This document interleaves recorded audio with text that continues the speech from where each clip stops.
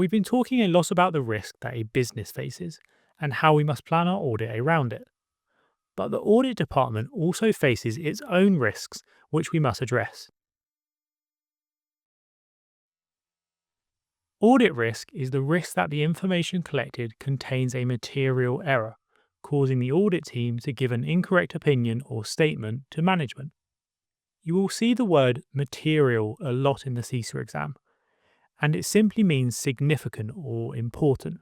So if the information collected contains a material error, that just means it contains a significant error. And having a material error that isn't spotted during an audit is a big problem, as the statements and opinions that are given in the audit report will be used by management to make decisions. If they are given false information, they might make the wrong decisions based on it. So the audit department needs to make sure they manage this risk appropriately during the audit. And there are three factors which make up the audit risk: inherent risk, control risk, and detection risk. We already spoke about inherent risk in a previous video, so you should already know that it is the risk an organization faces before any controls are put in place. It affects audit risk as the higher the inherent risk, the more the organization depends on controls.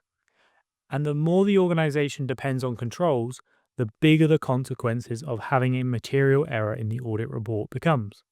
The other two factors that affect audit risk are control risk and detection risk. Control risk is when the client's controls are ineffective, and detection risk is when the auditor fails to spot the ineffective control. A lot of CISA students mix these two up, so let's look at an example. If a company's system allows one employee to raise a purchase request and also approve the same purchase request, that's a control risk because the company's control is ineffective. If the auditor reviews the list of purchase orders but does not notice that the same person is requesting and approving, that's detection risk because the auditor has failed to detect the issue. For your exam, you need to understand that audit risk is the risk that the information collected contains material errors, which could cause the audit team to give an incorrect opinion or report to management.